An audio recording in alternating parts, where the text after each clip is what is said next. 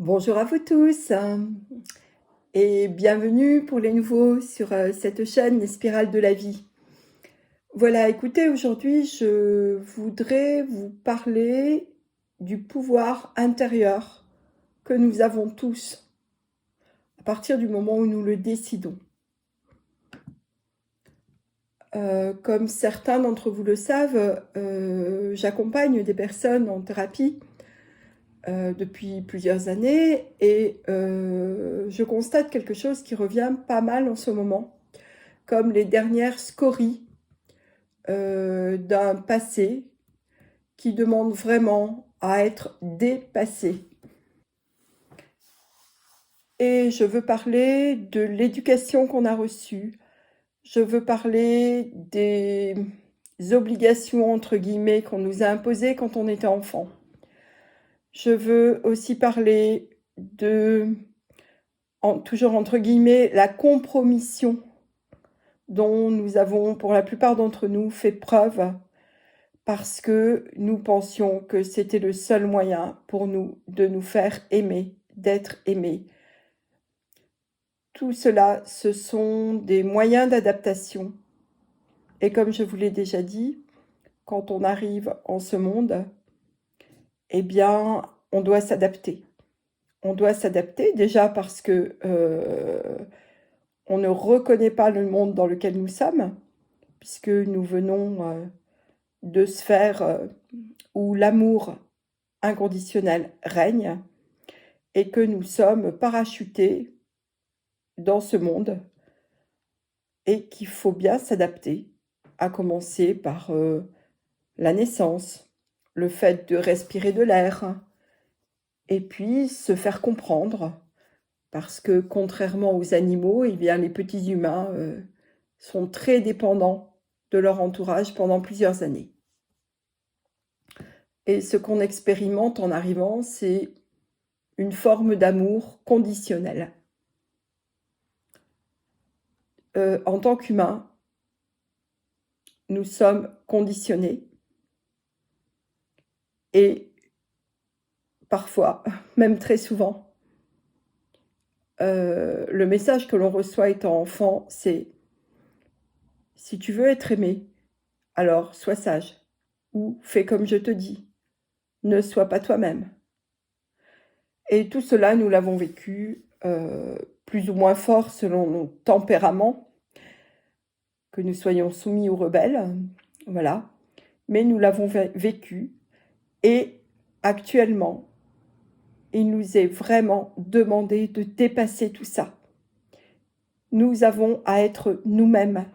Nous avons à nous souvenir de qui nous sommes. Lorsque je dis nous souvenir de qui nous sommes, il ne s'agit pas de savoir ce qu'on était dans une vie antérieure. Ça, on s'en fiche royalement. Par contre, nous avons à nous souvenir que nous sommes venus expérimenter des lois universelles dans la matière et que nous avons précisément choisi l'époque où nous vivons actuellement pour cette expérience particulière, pour aider notre civilisation actuelle à se recréer d'une façon complètement nouvelle, avec comme base l'amour non conditionnel, avec comme base également le respect des lois universelles. Et nous ne pouvons pas nous élever si nous traînons des kilos de valises non réglées, des kilos de valises qui ne nous appartiennent pas. On ne peut pas s'élever si on est lourd, c'est impossible.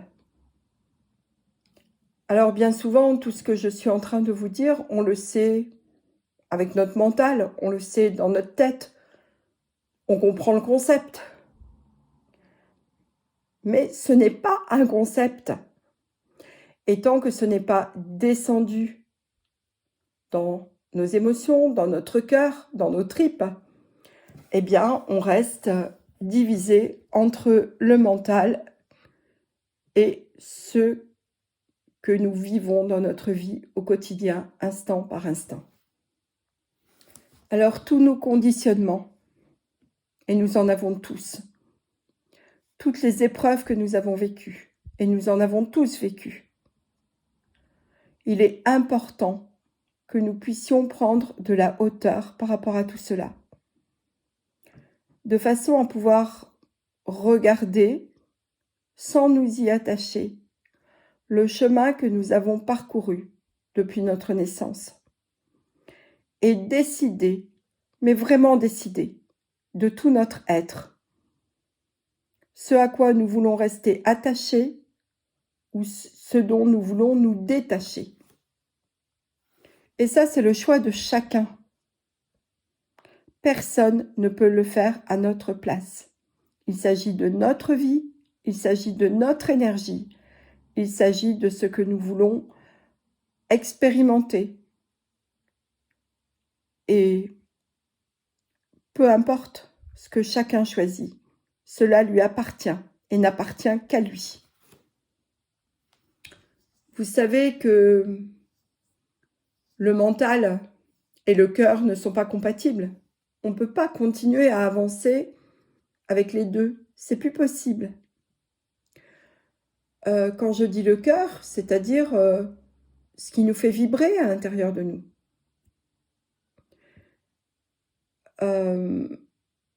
Il y a une expression qui dit faire les choses à contre-cœur. Et vraiment, c'est de cela dont il s'agit. Dès que vous faites quelque chose en vous sentant, un tant soit peu, forcé à le faire, que ce soit pour faire plaisir à l'autre, que ce soit parce qu'on vous a dit que c'était bien de faire comme ça pour être gentil ou pour être aimé, que ce soit au nom d'une soi-disant loyauté familiale. Tout cela, c'est de la foutaise à partir du moment où ça ne vibre pas pleinement dans votre cœur. Alors, à chaque moment, chaque instant de la vie, de votre quotidien, dès que vous posez une action, dès que vous avez à répondre à quelqu'un, dès que vous avez à décider quelque chose, eh bien, ressentez au plus profond de vous si vous avez un élan par rapport à cela ou si vous y allez à reculons. Au moins, vous saurez de quelle partie de vous ça vient. Et après, la décision, le choix, vous appartient. Et appartient uniquement à vous. Je vous rappelle aussi que c'est en lâchant la pression mentale que l'on peut avancer, que l'on s'allège. Il y a une phrase en anglais que j'aime bien, c'est « What you resist persists », c'est-à-dire que ce à quoi vous résistez va persister. C'est vraiment très important de se rappeler ça. Dès que vous sentez une tension à l'intérieur de vous, vous pouvez vous poser la question de savoir à quoi je résiste et quel est le bénéfice secondaire de cette résistance. Est-ce que c'est parce que je donne la priorité au fait qu'on vienne me prendre par la main sans que je demande et que donc je me positionne en victime?